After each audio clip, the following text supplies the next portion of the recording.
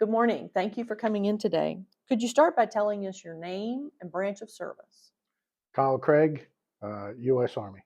Okay. And what was your total time in the military? It's 20 years. It's from 1984 till 2004. What is your connection to Southwest Virginia? Well, my dad lived here. He had remarried, and she was from Saltville. Nice area to retire. Yeah, when I retired in '04, I moved to Abingdon. Okay. How and why did you enter the military? I had to get out of town, basically. I was a bit of a wild child, too much education in the court system, and just didn't have any direction, any purpose. And the military, well, that's what they give you: purpose and direction. What jobs did you perform while you were serving?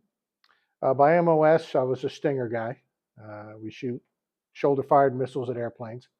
Uh, but I was in rapid deployment forces mostly from the Cold War all the way through Operation Iraqi Freedom.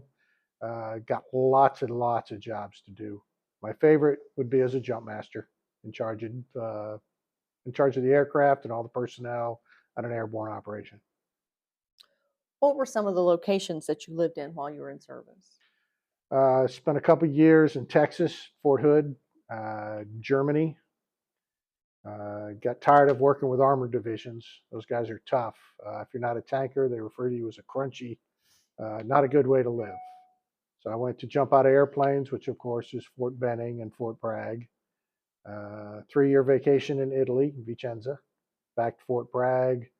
A year in Korea, and then retired out of Fort Polk, JRTC. When you were away from home, how did you stay in touch with friends and family?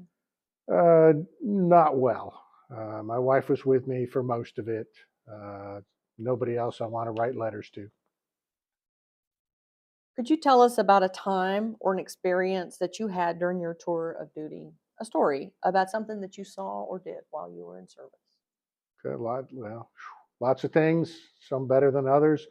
My favorite is probably August 1990 on the way to Saudi in a C5. I don't know if you've ever been on a C5. It's pretty big.